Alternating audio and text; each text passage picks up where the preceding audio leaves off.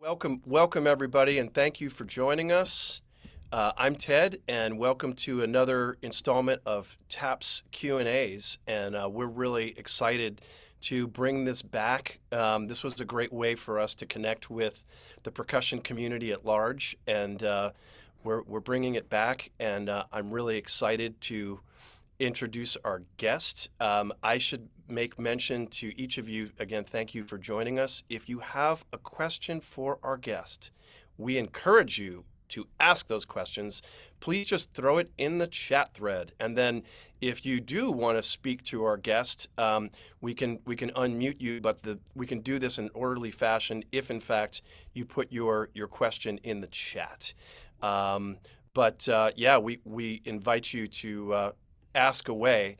Our guest tonight is my good friend, longtime friend, Mr. Tim Genis. He's the principal timpanist of the Boston Symphony, the greatest orchestra in the world. And he's also the head of the percussion department at Boston University, which is my alma mater. And he took over that program from Mr. Tom Gager, who I haven't spotted his face yet, but I believe he's in the room too. So welcome to you, Tom. Great to have you here. Tim, it's awesome to see you. How are you? I am doing great, actually, because Really? I'm not playing Christmas Pops. So I'm really happy. Okay, explain to us, the lay people here who don't play in the Boston Symphony, what's the deal with Christmas Pops and why would you want to stay out of it?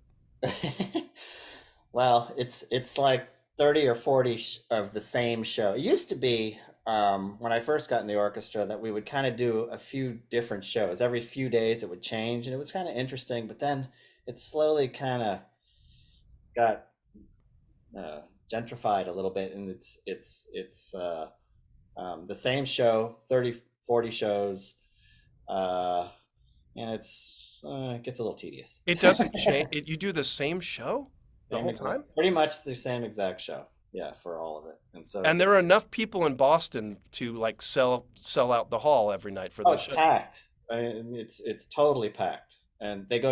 I mean, no matter how, I'm gonna show my hand here, but no matter how bad it is, it's like they love Now, it. is it possible that that's the perspective of an orchestra member? I mean, I've been to BSO Christmas Pops, and I mean, I I can see how it's totally entertaining to people that maybe don't know, Tchaikovsky and Mozart, and they know these Christmas tunes, and here's a great orchestra performing it. I mean, can we argue that? Well, yeah, I mean, no matter, what the attitude is on stage, it usually comes off quite, the audience does like it. And, they're in a great mood and Santa's showing up. And as percussionists, we try to, Harrison knows, Harrison was actually sub last week. And we try to make it interesting by sort of, slightly improvising here and there. I've Sometimes actually seen smile. some. I've seen some heavy improvising on BSO Christmas Pops.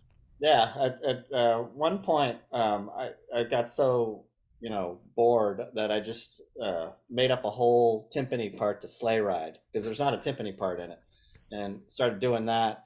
And then sometimes Keith smiles, and sometimes he's like, "Yeah, I don't want it." So it's like, okay. So now I don't ever play Oh, it. that's too bad. But I used to make up parts, and we add sound effects here and there, when appropriate. But Is it, I imagine, I mean, I remember this. Some musicians get sort of openly annoyed about the fact that Christmas Pops is always sold out, but if you're going to do a Schumann symphony, that it's, half full with mixed, results in terms of like audience enjoyment. I mean, is that frustrating for the orchestra? um, well, I mean, we're still sort of reeling from the pandemic, so we're not really sure, like, what the real interest is. But it was very odd when we first came back in the fall. and it was packed the first week, which was, opening week, which is, it happened to be a John Williams uh, premiere that he wrote and some other stuff. And so, people were coming to that and he was conducting it. So, that was nice. But then it really dropped off. It was like less full than I've ever seen it. And that was a little, yeah, it was depressing for me a little bit. It was like, oh God, I mean, it was maybe a third full, which was pretty bad.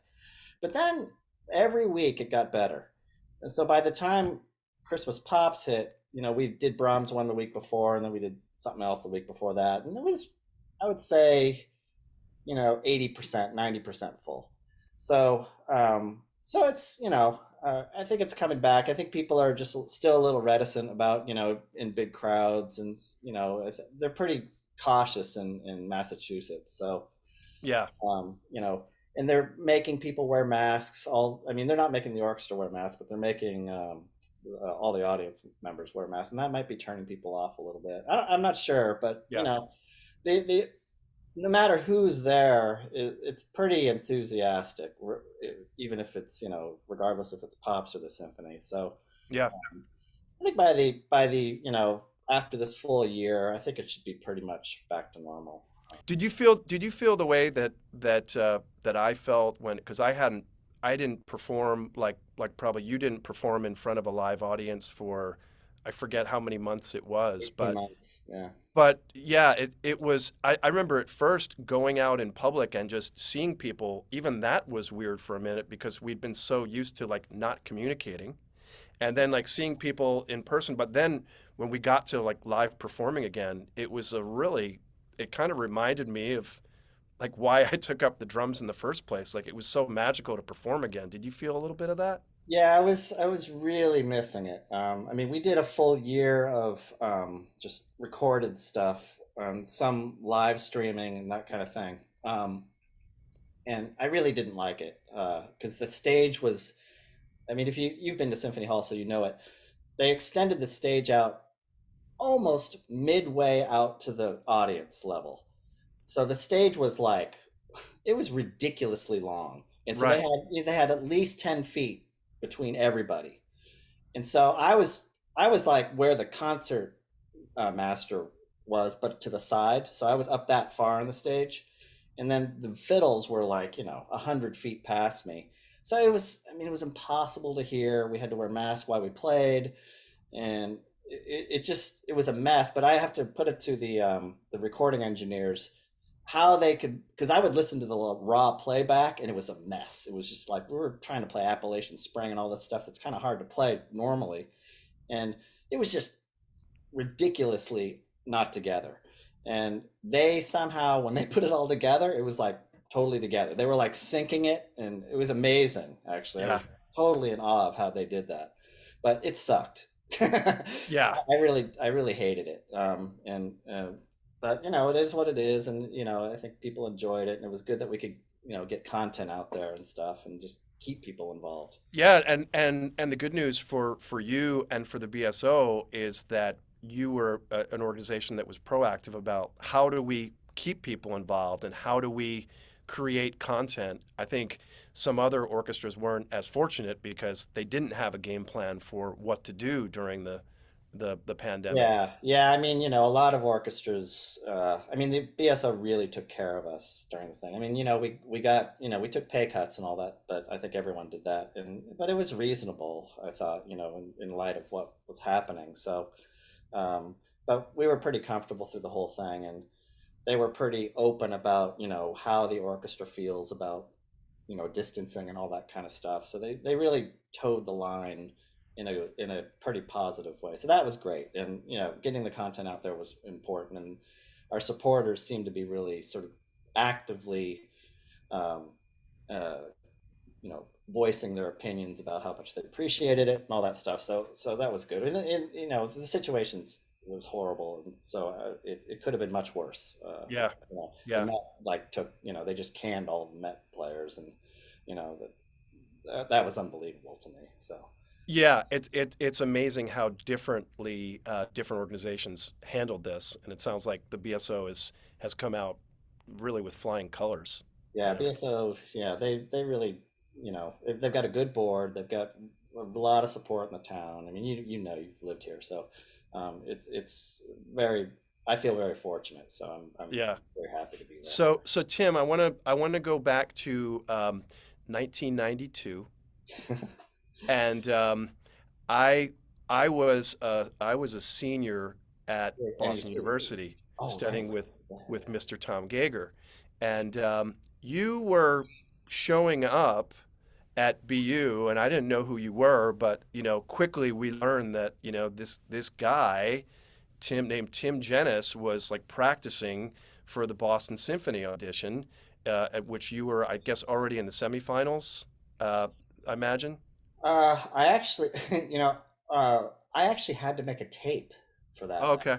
I was at the time I was playing in Honolulu, um, and so they made me make a tape from there because it wasn't really enough of a job for them, and nobody knew me. I didn't study with anybody here, and everything. So I made the tape, and then Roland Koloff ended up calling. I think he called Vic and said, "Hey, this guy, you should hear him." And then as soon as I finished the tape and sent it, they called me and said, "You don't have to make a tape."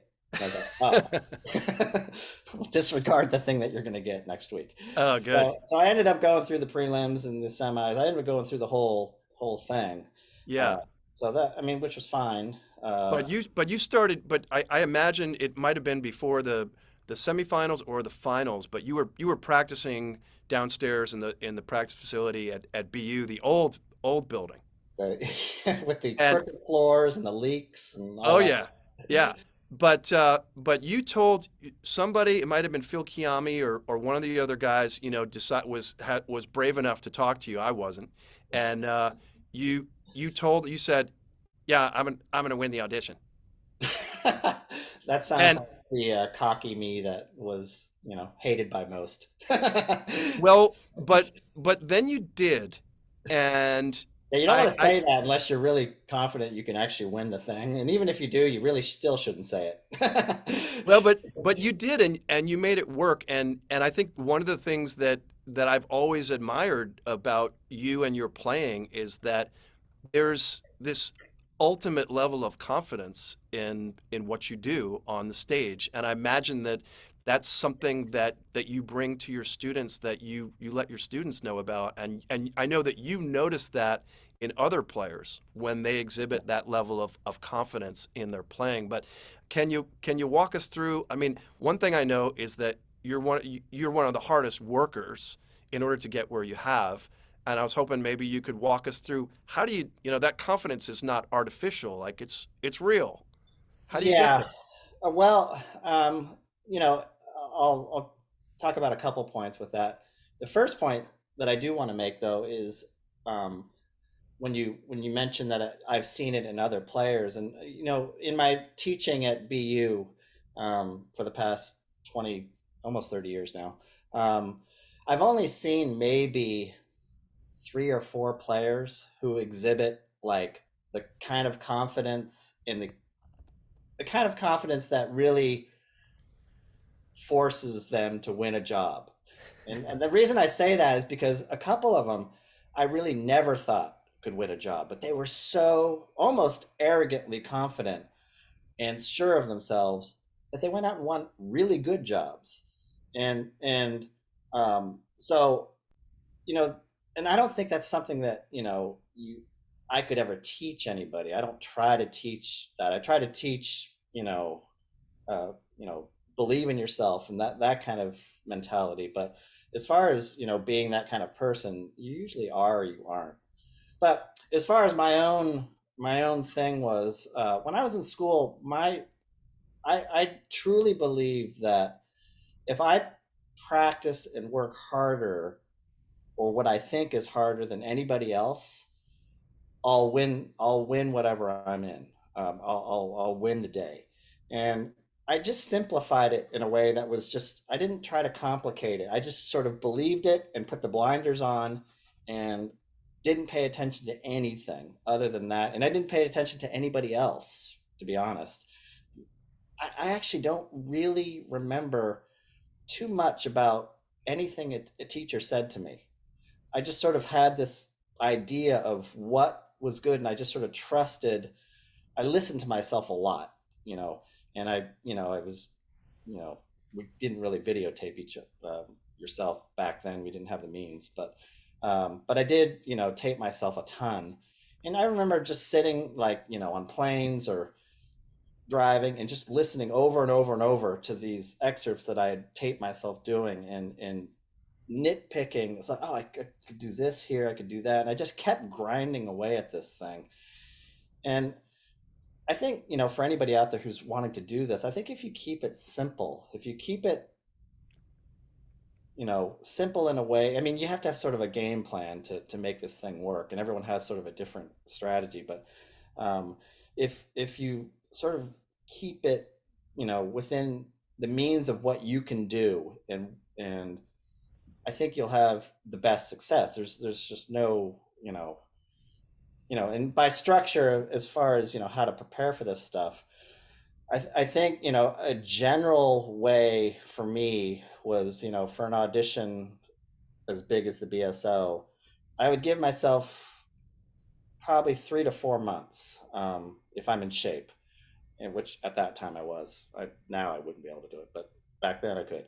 Um, and I would generally try to play, get to the point where I could play everything really well, and then I would start playing for people. But the people that I played for was sort of, kind of a big deal. I remember Chris Lamb was sort of a big thing for me, because back then he was very intimidating, and I was still a student kind of, and he always, I knew that he could make you feel small, and so I wanted to be able to impress him, and he had great things to say. And then I played for a fiddle player, the Juilliard Quartet. Um, I played for a violist who used to be in the Boston Symphony, who was a principal violist out in Honolulu. And then I played for uh,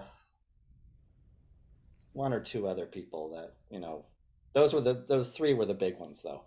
And, between those three, well, Roland and, my main teachers and stuff. But between those people, I would do that like at least a month before I actually had to play. And then I wouldn't play for anybody for at least 3 weeks, because I don't want any input at that point. I don't want someone trying to change something. I mean, I don't understand when students come to me like a week before the audition and want to play for me and want me to give them critiques. And I'm like, usually I'll just tone it down quite a bit, because you can't change anything a week before an audition. You want to be riding the high of, like, yourself. When you say tone it down, you'll tone down what you have to say, like you'll Yeah. temper what you say. Yeah, if they had a month left, I would. You'd tear them to pieces. Well, I'd be honest. If it was great, Yeah. I'd tell them it's great. But but if it's not, I'd say, you need to do this, you need to do Hot that. take. Tim is not honest with his students the week before the audition. He That's right. sugarcoats it. I try to be inspirational, but I mean, I will never be as inspirational as Will Hudgens is. That guy can motivate like a donkey to win an audition. It's unbelievable how well he is. I mean, I'm I'm not I'm talking. guilty. No, I mean, you're a real player, but but Maybe. you know how it is. He's like a great motivator. I don't know how he does it. Yeah. So you kind of want a teacher that can do that for you. Yeah. Yeah, but what you're describing, and you mentioned the late Roland Koloff, who was the principal timpanist of the New York Philharmonic, and you studied with him at Juilliard. Um, but I'd love to hear some of the things that you got from your teachers, because you did have incredible teachers. But what you're describing was your own work ethic and your own curiosity about being great at this craft. And I think that's something you really can't shortcut, can you? No, you really can't. And the great player, great students that I've had, um, they all sort of did the same kind of thing. I would see them like not every week. I would see them very seldomly, and they would just come in for mainly like a pep talk, and mainly, they were at the point where they didn't need me to like pick apart their excerpts or anything like that. They were kind of already there, like Kyle and Matt and Dan Bausch and those kind of guys who actually won those jobs. Um, I didn't really, you know I don't, at a certain point, like, I can tell like when someone is ramping into winning a job because they just have this like, I'm gonna, Joe Becker was kind of that way. I'd see him like twice in a semester. He always sounded great, and Yeah. it was those kind of guys. So I think once you get to that point, and I know I mean, I mentioned it before, but when I was, sort of ramping into, the confidence level of winning, I really had my own kind of thought of, how to make these little gems work, and that's how I thought about it. Each one was this little like gem, and there was something special. I'd made something special out of it, in some way. I mean, you know how it is. I mean, you play the same way. I know you play with a person. I mean, I can tell Ted Atcats when he plays because your personality fits your playing. And I'm hoping people feel the same way about me. Like, oh, I can tell there's some humor in this, and there's, they should see what kind of person you're like through your playing. I think. I think the great players really can do that. And once I you're think at that, that level, you yeah. don't really worry about, oh, I hope I don't hit any wrong notes. You're not worried about that. Yeah. You know? Yeah, I So think that's a real I think that's a real struggle for a lot of students that are trying to figure out like what is their personality that they want to convey, and I think in many ways it takes some time to figure that out. But being sensitive to the fact that I think people do want to see who you are as a person, as a player. You think about like watching your favorite rock singer or pop, icon. It's like we all want to figure out what's behind the voice, what the person is like. And I mean I think the same is true with orchestral percussion playing. Oh, absolutely. Yeah, I think it's the true with any kind of art form that, anybody who's good at what they do, it's exciting to watch. It's exciting to listen to. It's relaxing to listen to. I love it when I hear a great player. It's just I can sit back and it's yeah, I don't know about you, but when somebody's having problems and it's they're not there and they want to be there, and there's all these little issues going on. It's just like you know Yeah, roller coaster. yeah, but when you get someone who's very comfortable and has all his packages in or his ducks in a row, it's really pleasant. But it is hard to get there. My practice days back when I was in full force, it really was. I remember getting up at 4:30 a.m. and getting into school, and the guard there knew me, and so he would let me in early. And I remember going to bed at like 11. So it was like 13, 12, 13-hour practice days of and I would write everything down. I had everything listed, exactly what I'm going to do, like eat lunch at this time, do this at this time. I mean, everything. So that it was the only way for me to hold myself accountable. And so, I was obsessed with doing that, and it was like it was great because when you practice that early by like 10 a.m. You've got already 6 hours in Yeah. practice. It's like, okay, I'm almost halfway through the day. Man, I've never gotten 6 hours before 10 a.m., so that's really impressive. Yeah, Never. I was kind of an early guy. I still get up like even now at like 5. So it's Wow.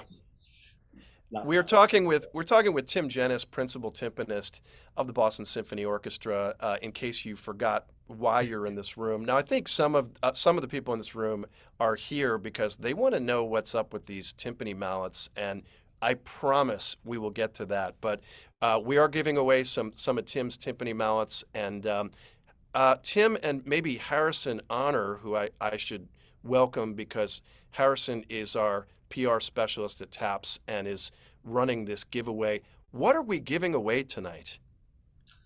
Well, I picked sort of the two best sellers, Oh, and so uh, the go-to mallet is just kind of this general felt mallet.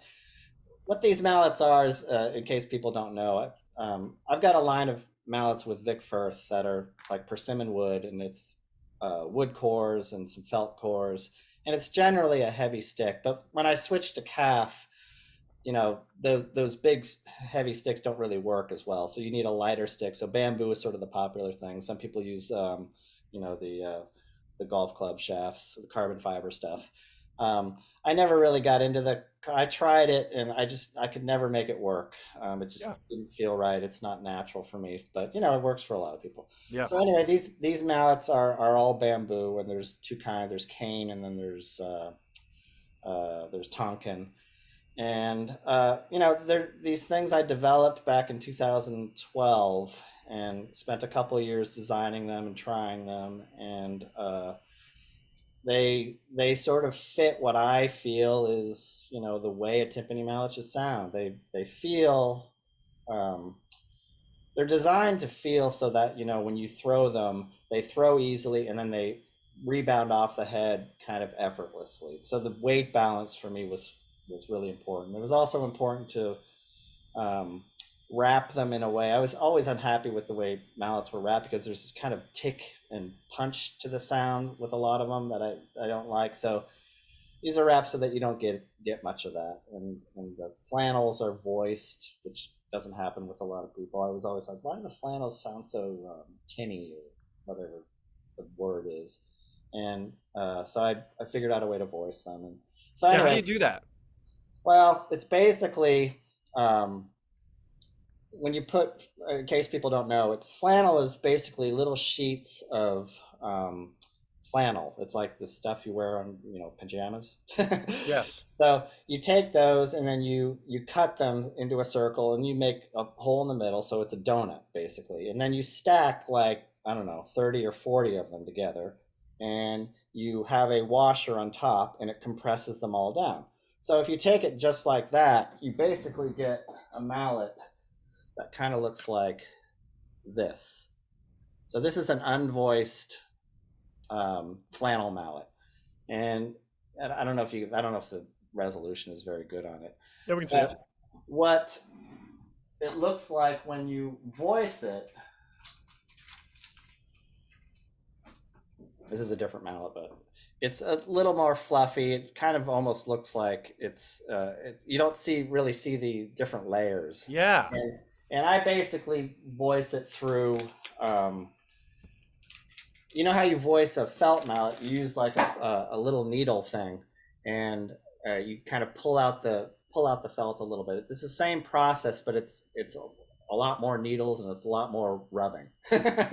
Yeah. So it's a tedious process, but it's a necessary one because it really makes the mallet sound. So you the two pairs of mallets that we're giving away tonight, are they both flannel? No, one is a felt and one is a flannel. But to be honest, I'll whoever wins the thing, I can basically give them any mallet they want. So it's I can I just picked these two because they're the most popular. It's what I sell the most of, and so most people want these. But if somebody knows my mallets and say I really want this mallet, whoever wins, I'm fine. You know, Great. getting any. We have 17 different models, so there's some leather and there's a whole bunch of other ones. Awesome. Bowie wants to know, is it the same tool and process for voicing felt mallets that you're using on for the flannel? No, it's not really. I'm not really going to go into too much detail just because of trade secret, but Top secret. This is all top secret. top secret. Yeah. So it's not really done. It's more there's a special machine that's actually used for the flannel stuff. Wow. That makes that I actually had to have built. So I will say, I will go on record saying I'm a huge fan of your mallets. I typically, when people come in with flannel mallets and they're playing on plastic, because most schools don't have calf, right. so when they come in using flannel mallets of different, I won't name names, they just don't work. Uh, your mallets do. Yeah, they were made to sort of slightly cross over. Generally, the idea behind a flannel mallet is it's akin to sort of a cartwheel mallet on plastic. Like when you have a cartwheel mallet, it's much wrapped much tighter, it's more firm, it's leaner. Flannel is kind of the same thing, made for calf. But mine, I wanted to make them so that you could cross them over a little bit into the plastic world. So you Yeah. have to voice them to do that. There's just no way you can play like a raw flannel mallet on And plastic. clearly your mallets are, yeah, and your mallets are great because you're clearly obsessed with making them because they've taken over your whole house as we're all seeing. Well, they're. I was much more enthusiastic about it when I first did it. Now I'm just slow. I'm now, to be honest, I'm just trying to keep up with it because I still just do it all myself. Actually, my kids work for me now, so they do some of the grunt work and the sewing and stuff. But Wow. it's I'm trying to figure out sort of the next step. I maybe should talk to Tom about this because Tom Gager kept it all in the family until he actually sold it to Vic, and Vic actually offered to buy this end of it, but they wanted me to keep making them and then they would distribute, and I said there's just no way I'd be able to match the keep the volume. There's just I couldn't make enough of them, and me doing it myself, I can barely keep up. It was nice to have COVID because things slowed way down. So you could work on mallets, right? Well, I didn't really do anything. It was just nice not to have to do anything because no one was buying anything at that point. Right. It was great. I mean, it was like, all right, I get a break. But now it's ramped right back up, and it's like, as soon as I catch up, I get another. Like I got 20 pairs just last couple days that I'm supposed to get out, and so I have to. After I hang up with you, I have to do that. So, okay, so everyone is going to start buying your mallets after this now, and you're going to be double, you're going to have more work than ever before. Well, I'll make it work. I have sort of the way, I mean, if you look sort of, I kind of have them ready to go. They're sort of prepped. So all I have to do is sort of assemble at this Ah, point. Like, back, and I don't know if you can see it, but back yeah. in sort of that area back there, there's like thousands of pieces of felt that are already sewn, cut, and all that stuff. So I just have to throw them all together at this point. And like right here is just, sort of the flannel area that's sort of ready to go. So I kind of have it ready. It's just, I And where does decided when I first started the business, I made 50 pairs of each model. So it was, there's 17 models, so that was a lot. It took me 2 years to do that because I did it all myself. I sewed every single piece. It was nuts. It was crazy. So I'll never do that again. that is really nuts. Um, where does the bamboo come from? Well, it comes from a couple different areas. The cane, which is it's man, this stuff is so great. It's not, you don't really see it anywhere. That comes from Singapore. Um, and then the Tonkin stuff is just, from a couple different places in China. There's actually, they get some of it from Nigeria, believe it or not. I don't know No. how, but it's great because it's important to get your bamboo from the highlands. You don't want to get the lowland stuff because that stuff rots really easily. It cracks really easily. So this stuff comes from, it's fresher and they dry it out the right way so that it's, and then they coat it so that it's protected. So I've only had a couple, two, very little times people complain about cracking. And if they do, my mallets are warranted for life. So if you ever have a problem, if you have a problem 10 years down the line, you get a new pair. That's not for the felt. The felt's going to wear out. You have to recover them yourselves. But as far as the stick actually goes, they're warranted for life. Which I don't Man, think there's any stick company out there stupid enough to do that. I mean, that's amazing to me because I remember getting bamboo mallets when I was in college, and they all cracked. I Yeah, mean, most of them crack, but not like I've been playing my same original pair since 2012, and they've never cracked. And I don't see any signs of wear and tear. That doesn't mean like some of my sticks don't. It's an organic product. You're gonna have a few mishaps along the way, but if it does, you just call me or write to me. I send you out a new pair, or I fix the pair that you have. You can fix cracks pretty easily. So that's amazing. I'll do that. That's quite a guarantee. Well, we're gonna be getting to this giveaway, and we've got some questions coming in. Before we get to this question, because you've made some drum switches, I did mention we're mentioning Roland Koloff, and you obviously mentioned Vic Firth. Um, do me a favor at least, and give me a couple words about both of those men. what you learned from them, and maybe something that was unique about each of them, because obviously they were very different players, right? Yeah, totally different. Well, I'll start with Roland. Anybody who knew Roland knew that he was pretty much the most giving man you'd ever meet. This guy was just like, he would do anything for his students, and he made me feel like I was like the greatest person on the planet. I mean, and he did that to a lot of people. It's just the way he was, and he would try to give opportunities that you just couldn't get. Like he had a gig down at Town Hall, which is in New York City, and he played with this group. Oh God, I forget the name of it. It's like a chamber group, but they were doing the Martins, Seven Winds and Timpani piece, and he couldn't do one of the concerts, so he got them to have me come in and play the one concert that he couldn't do. And that was like unbelievable. Like, you're going in and you're subbing in for Roland Koloff with this, and all the players in it were amazing. There was like guys from the Met there was guys from the New York Phil. I mean, these are real players. And I came in and I was just scared shitless. It was, I was like crapping my pants the whole time, but it was great. It was a great experience. Ew. And you know, I do it often, especially now. Too much information, man. Come on. And then Vic is a whole kind of different kind of person, and I have to say he was really a great. I don't know if he was a mentor to me, because I never studied with him. He just hired me, and I just watched him, and I was amazed at how little he would do with his movements and all that stuff, and get this massive sound out of the drum, get this like effortless big fat sound, and just the way he placed his notes with the orchestra, that I'd never seen someone do it that well before. So I just like sat behind him and watched him. He never gave me a lesson, he never told me how to play. He treated me as an equal, and I always felt good around him. But man, I just watched and watched and watched. And the only time that I actually played for him was before, when I had to re-audition for the principal timpani job. Because That was in 2004. yeah, yeah, about 2003, 2004, somewhere in Yeah, there. yeah.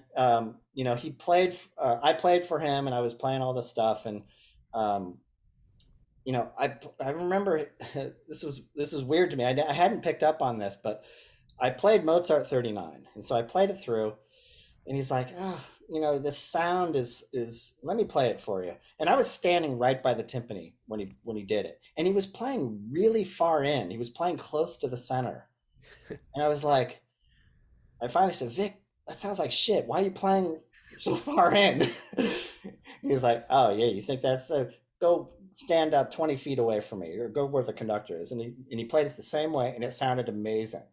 And I was like, holy shit. I mean, I've been playing on the edge like way too much. And that's Mm. what he was talking. You're just not getting he might have overdid it a little bit, but just that little tidbit was, it made me sort of look at, not, I'm going to play everything in, but it made me look at the sound, and really how to color sound by just, it's a matter of centimeters, on the timpani. And you really have to be conscious exactly where you are. And after a while, I don't even think about it now. It's just my mallet goes where it wants to go on the head, according to what my ear is telling me how it should sound.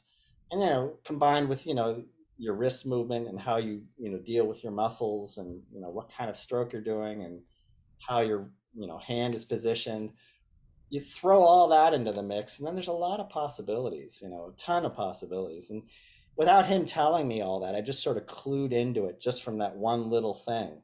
Because I hadn't Yeah. really, when I first auditioned for the orchestra the first time, I wasn't in tune with any of that at all. I mean, I was in tune. My intonation was okay, and my rhythm was good, but as far as sound goes, I didn't really have a clue. Yeah.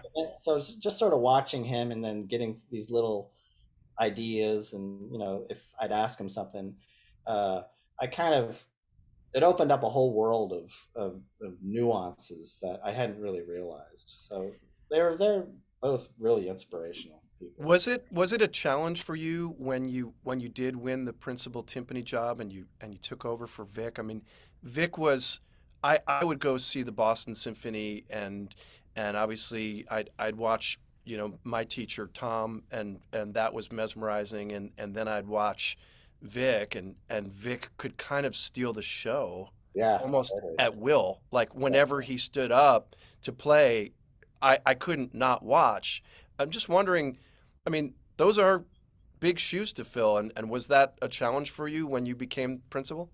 Yeah, mentally, even before I was auditioning for it, it was a challenge because I was convinced it's like no one, whoever gets that spot, who replaces him, is not ever going to be able to meet that standard. I mean, he really did. I mean, he was the most, I think, revered person in the orchestra for Mm, most of the time. It's like he was the guy that everyone loved him. Seiji loved him.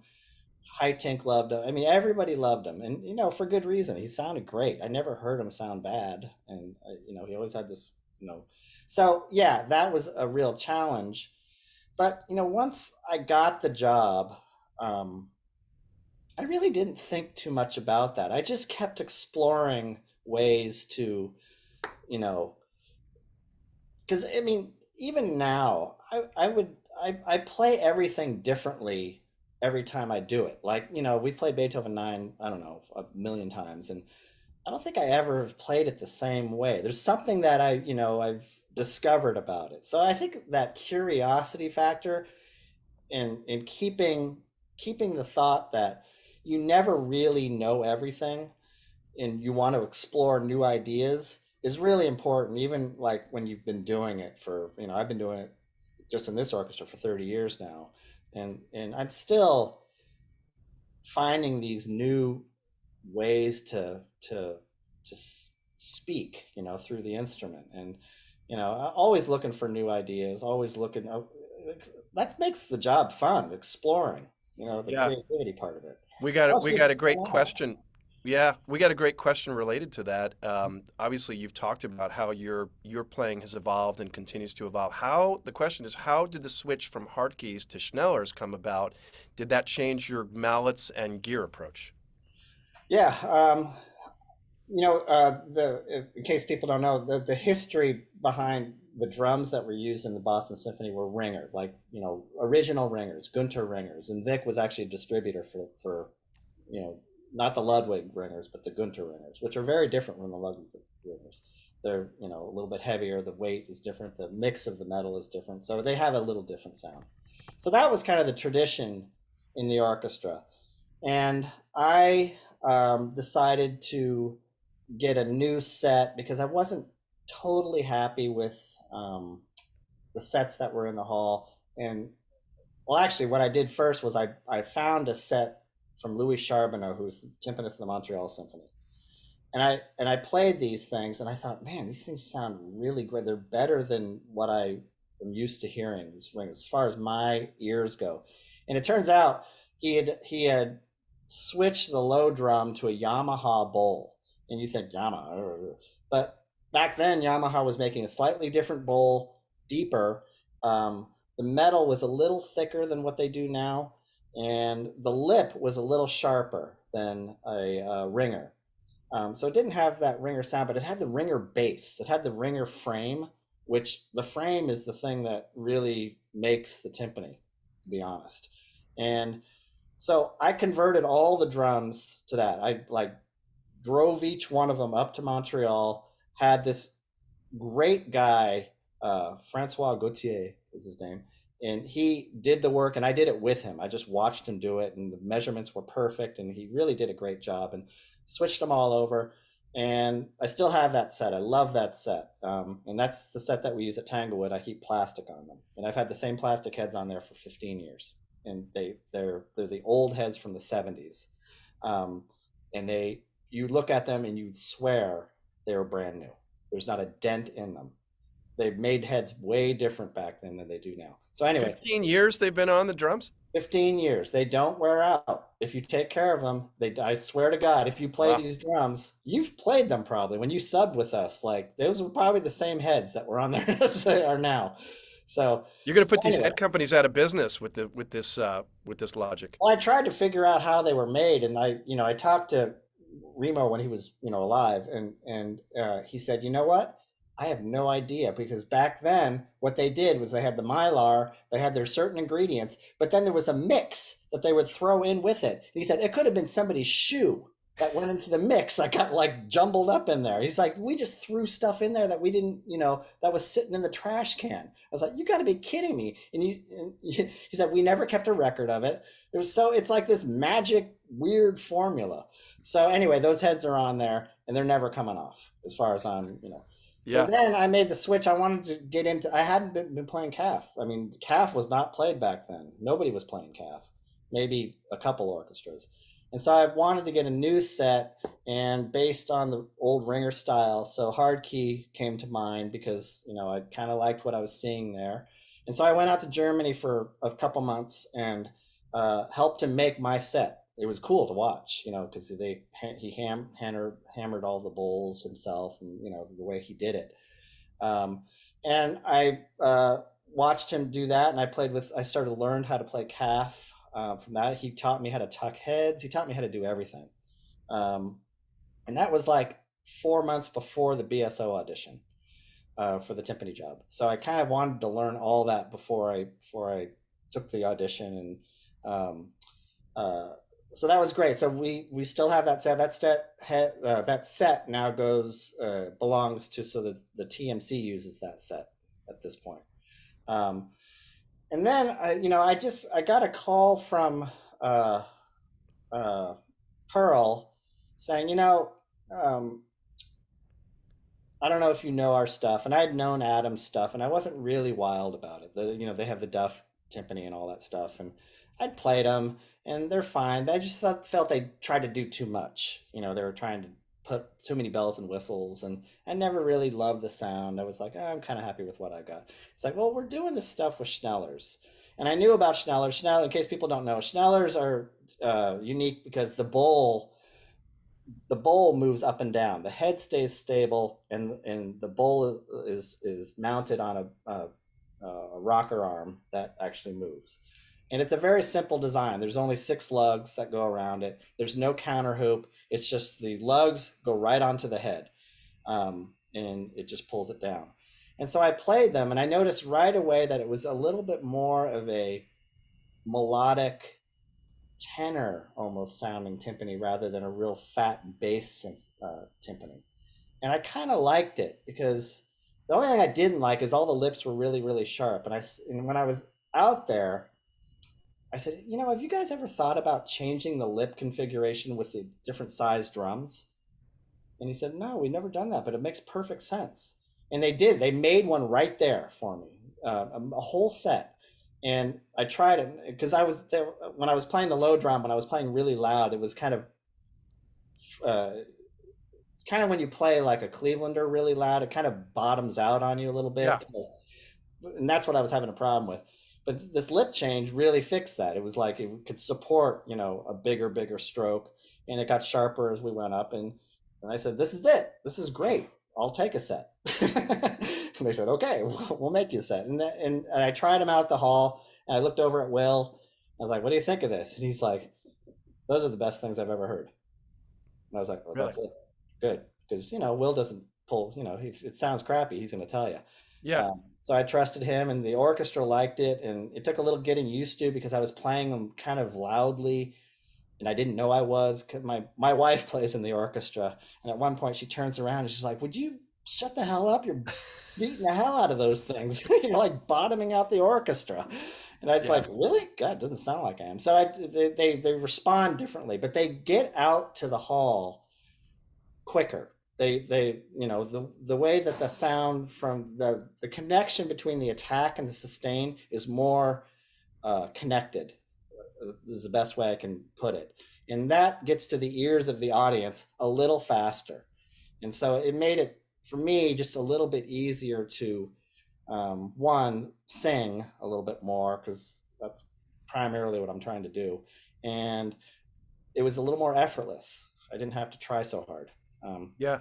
So I made sticks to fit sort of those drums, which were lighter, a little smaller, a little more pop off the head kind of stick. And to me, it seems to be working pretty well. So Yeah. You mentioned that when you were first playing timpani, you said you didn't know what you were doing. I mean, I think the reaction from certain people hearing you talk in such a detailed way about sounds and drums, this is stuff that you've learned over the course of your career. Is that correct? yeah, people don't believe me when I say this, but I really didn't know how to play timpani when I first got into the orchestra. Yeah. I could, I look at students now and I sort of expect them to sort of know these things that I know. But then I look back at myself and I was like, man, I didn't know any of this and I didn't Yeah. do any of this. And no one really ever told me any of this. I really learned, it's really been pretty sequential the whole way from the B. I mean, I really started learning about timpani after I got the BSO job. So, I mean, what that should be telling everyone who's listening, who wants the job, is you've got to have your fundamentals really together. Because to be honest, that alone, I mean, with a little creativity, a little bit of personality and character in your playing, if you've got those fundamentals really solid, as far as having the stick pivot in your hand and being able to throw every stroke, no matter what muscle you're using, and make it look natural and easy, that's what you need. That's what you need to win a job these days.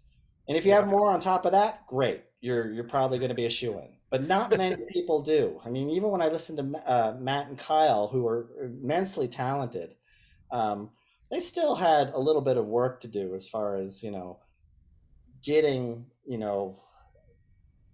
the calmness in their playing a little bit. It was still Yeah. a little bit hyped up student wise. So It's it just takes but I really have learned a lot more so, I think, being in the job than before when but so I just basically worked on technique, lots of technique when I was before I won a job. Yeah. So There's a great question related to this Instagram question. What's something you would have told yourself when you were a student in school? um well, if I look back on it, I really wouldn't change anything about uh how I thought about things. Like I said, I think as a student, here's a good thing that what I was trying to do, and I wasn't consciously trying to do it, but looking back on it is what I did. If my teacher told me to do something, try this or play this, I would try to go 10 steps beyond what he was asking. I wouldn't just meet the demand of here's what I expect. I wanted to go way beyond that. So I tried to really explore, um, if it was a certain piece, one, my idea of how it should go, and two, having a concept behind it. And if it was something in particular that they wanted, well, you need to work on this technique, I would go way overboard with it. Like I remember Chris Lamb told me one time, it's like when you make this switch into this, it was Porgy, and when you make the switch where you after you start, you're doing the doubles at the beginning, and then you go da da da da da da da da da da da da da da da. He said when you make that switch, it's not swinging. It's like so I made up all these rhythmic exercises on xylophone, like tons of them, and I started playing Porgy in fours, threes, fives, sevens, nines, and like da da da da da da da da da da da da da da da da da da, just these crazy things that took forever for me to do. But after I did that, man, I could play Porgy in my sleep. So Yeah. I went way beyond. Oh, okay, I just need to make it swim. You have to go beyond that. You have to find ways that you can make it so that when you walk up to it cold, it's just like walking, like Yeah. breathing. It should be that in your hands and in your head. So I would say go way beyond what any teacher's saying. Go to the point where uh, where you're figuring this stuff out in a way that's, you just have to sort of be creative with it. You have to sort of, really examine how can I make this so that it's easy, you know, Yeah, anytime. So that's great. Ryan has a question. Hey, Ryan, for Tim, what is your personal timpani warm-up routine? Do you have a warm-up routine, Tim? uh kinda. Most of my practicing is done like while I'm in a rehearsal at this point. I don't actually this is an interesting story. When I was first got into the orchestra, I'd been used to like these, long practice sessions. And so when I got into the orchestra, I was still doing that because I couldn't undo it. I was just part of my being. I had to practice all the time. So I kept doing it when I got into BSO. And I was in the practice room and I was shedding, whatever. And Vic walked past and he opens his door. It's like, what the hell are you practicing for? And I was like, what do you mean, what am I practicing for? This is like my career. This is what I do. But he's like, he's like, listen, you don't need to practice anymore. What you need to do is you need to figure out how to be in the orchestra. And then he slammed the door. And I was like, what the fuck was that? I didn't know what he was talking about. But after a while, I realized what he was talking about. And what he was getting at was you never want to really have a preconceived idea of how you want to play something in the orchestra, because if you do, you're going to get yourself into a huge problem and a huge trap. You've got to be completely flexible, that you can go any way that the orchestra, because you've got 100 players who've got ideas of their own, and you've got a conductor who is going to do something completely different. Right. So you've really got to be flexible with that. And that's why everything I play, if it's the same piece, it's always different. It can't be the same. So that's what he was kind of talking about. Um, so then, so in answer to that question, my warm up routine, I do a little bit of like this finger stuff, very softly. Um, by the way, if you ever get a job, never warm up loudly, ever. I hate it when people do that. So Right. don't do it. You'll get a lot of mean looks from players. Anyway, so Yeah. I do like a little finger thing just to get my fingers going. Um, and I do sort of this push pull thing that, I saw, whoever, drum set players do it. It doesn't really apply to timpani, but it actually gets my fingers limber. So it's kind of a kind of thing. And that's really kind of all I do. The rest is sort of, I've got a lot of repertoire in my hands, so it's just being flexible and just sort of reading what the orchestra is doing at that point. And sometimes, you need to practice something, but generally it's, most likely it's going to be pieces that you know. Yeah. But John Williams came in and wrote this fiddle concerto, and it had a timpani cadenza with the fiddle. So I had to practice that. That was pretty difficult. So, things like that. And it required, I tried to do it with 5 drums, and then I added a drum. It was 6, and it ended up being 7 at the end, because it's just like, I can't do this. It's just too many notes. It was like a melody. It's like, it was fast too. And the problem with it was with the violin who was at the front of the stage, and I was at the back of the stage, and just the two of us going. It's that syncing that up is next to impossible. Then the harp comes in, and then she's way over there. So that was the really tricky part about it. But anyway, with things like that, you obviously practice. But in general, it's just sort of getting the hands limber enough. Um, Yeah. and at my age, things can go south really quickly with technique. Like, I don't have the technique that I used to have, but I have a lot more other things that I didn't have 30 years ago. So I just have to keep that technique going enough so that, it's things don't go south. I'll say this: I'm glad I don't play snare drum, Yeah. because you got to really keep your hands in shape if you're a snare drummer. It's interesting what you're describing, though. I mean, relating it to, like, watching a major league baseball pitcher who has to evolve. Like, the fastball doesn't go 99 miles per hour once they turn 32, and so now they've got to like have a curveball and place their pitches. It's like it's true for being a percussionist or a timpanist too, right? You got to Yeah, change your yeah. game. Yeah, you have different things to offer, and but I wouldn't trade having the great technique for what I have now. I really like the flexibility of, it's, I tell people, it's like, God, timpani is so, it's pretty easy. There's really not much, you know and I guess it's just the way I think about it, and it's just the way that, if you've lived with an instrument for this long, it's part of your, naturalness, I hope. And so, but it is kind of easy because you can kind of just fumble around back there with rolls and stuff. It doesn't really matter. There was one time, I'll admit to this, that for some reason, I was playing a roll, and all of a sudden my left hand just stopped working. It was like I couldn't roll, and it was just like, I had no control, and it was the weirdest thing. It freaked me out. And so I just took my left hand away, and I played a roll with my right hand, and as best I could. And I listened to the recorder, and I was like, yep, can't tell at all. Sounds like a roll. But man, if you do that with snare drum, you're dead. Yeah. That's what I'm talking about when I say it's easy, because you can kind of like, oh, I suck, and that's okay. Yeah.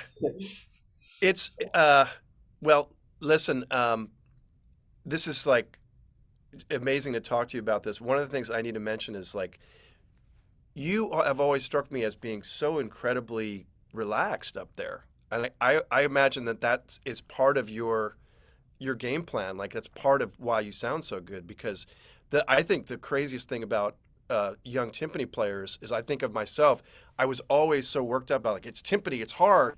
So I was gripping the mallet too tight. I was playing too aggressively, and I feel like I'm still learning today to like loosen things up, and the sound improves like infinitely once you start relaxing into what you're doing. Yeah, you almost have to. You're right. You almost have to feel as though the stick has way more swing room in your hand. Because if as soon as you clamp down on the stick, you're basically stopping the stroke, and then you're lifting it up, and you can get away with that, but it really magnifies the sound being sort of forced or punchy or just unnatural sounding. So what I mean by that is, like, oftentimes when I'm holding this, let's see, where's the camera? There it is. Okay. When I'm holding the stick, sometimes, I mean, my hand is so open. There it is. My hand is so open that I'm almost looking like this, so that the stick really can have all this swing room in there. And you'll see, like, whenever I come out of a roll, usually my fingers are completely open, and it's the only way to get that sound so that it doesn't sound like, you get that backlash on the timpani head is vibrating too much, and you hit the backlash of it, and it kind of pops, or it has a weird kind of unnatural sound.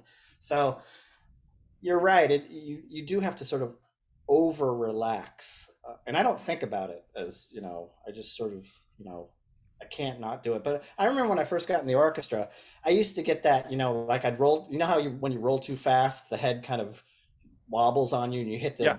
the up stroke when you should, Yes. and that used to happen to me kind of a lot when I first got into the orchestra, and I noticed it never happened to Vic. And now it's impossible for me to get that. I just can't get that backlash anymore, because I've just sort of learned how to, do roll speed and let the head sort of tell me what it wants. And so you're just reacting to the amount of vibration in the head. So, if the head is tight, you can roll fast. If the head is loose, you can roll slower, and all that kind of stuff. And you don't really need to, after a while, you don't need to think about it. It just sort of happens, and Yeah. it should sound natural. I would say most younger players roll way too fast. You should be able to get, I had a guy rolling for me, and he was rolling really quick, and it was very even. And then I rolled for him. I said, it sounded to me like it was like, and I just wanted to sound like duh. So I rolled way slower with the same sticks and relaxed my hand. He's like, well, how do you get it to be legato like that? And it's like, well, you're not forcing the head. You're basically just letting the head, and you're playing very legato, with loose hands.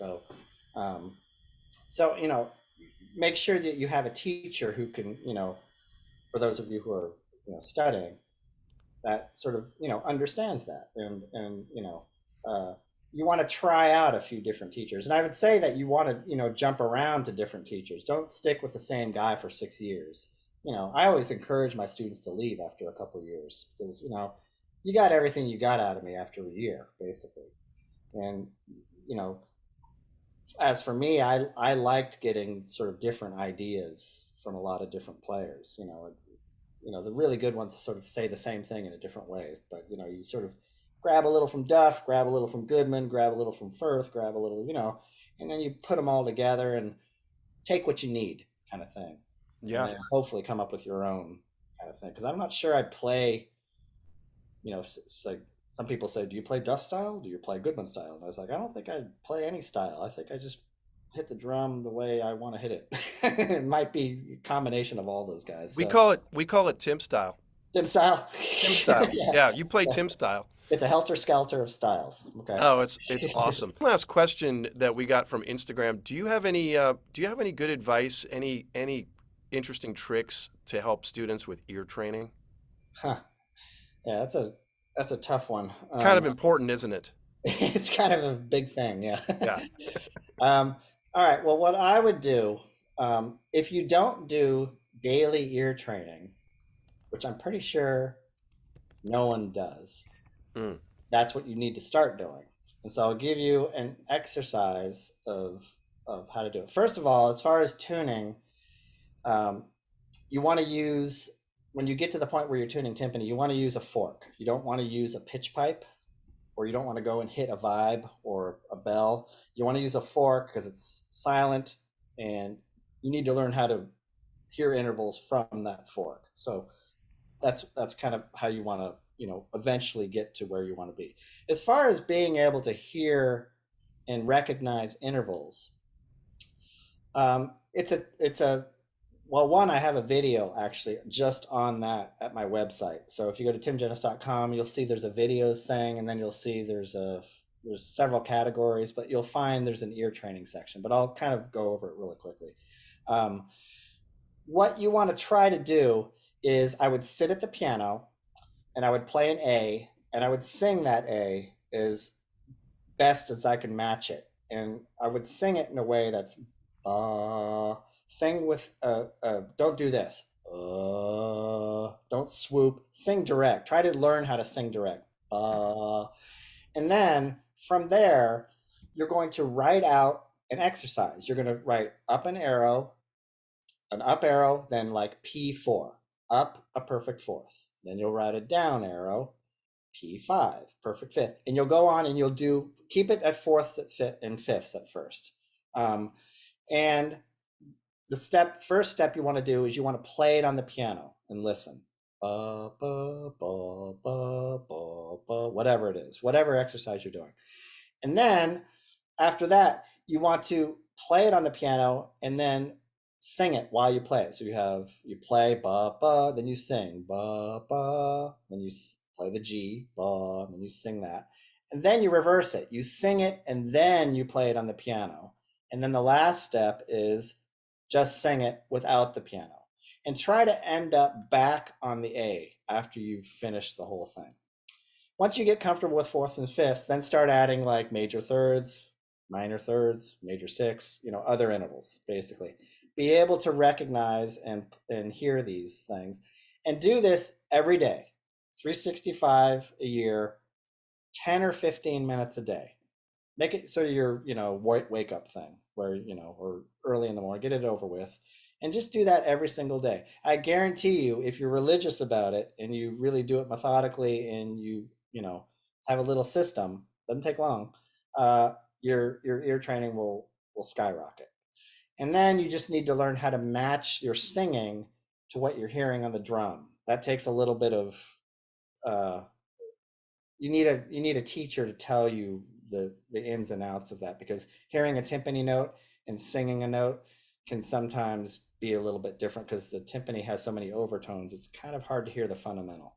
So you have to sort of recognize, the issues of the timpani. But I would start with this video excerpt. If you want to get a real detailed of how to do it, go to my website. It really is a very detailed explanation of what I just said. Okay? Yeah. That's great. Yeah. Thank you. Tim, this has been really inspiring to hear you talk. I've enjoyed it thoroughly. Thanks for doing it. Oh, no Um, problem. Yeah. yeah, and I want to mention, join us. We're going to be doing more of these Q&As.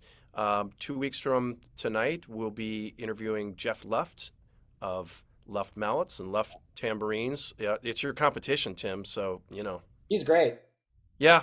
I think I taught him how to rap too. Like when he was at BUTI. I Oh, remember him as really? a student. Yeah. I mean, that's when he first rapped a stick because the first day we rapped sticks. Just, and I think, he took it to, he makes great stuff. Yeah, he really does. And now we know you're taking all the credit for it. Unbelievable. Yes, I am. I made him what he is today. Oh man, thank you for joining us, and For having me, thank you. Ted. It's been great. Thank you, Yeah, Harrison. thank you for your generosity as well. Thank you to all of you for being here. If you're interested, check out Ted Atkett's Percussion Seminar to find out about our Summer Music Festival, which is next June. We hope you'll join us for that. Tim, I can't wait to see you soon. Come out to LA, come visit, and I'll get to Boston one of these days. Right on, my man. Cool. See you, All Tim. right, everybody, have a great night. We'll see you soon. Peace.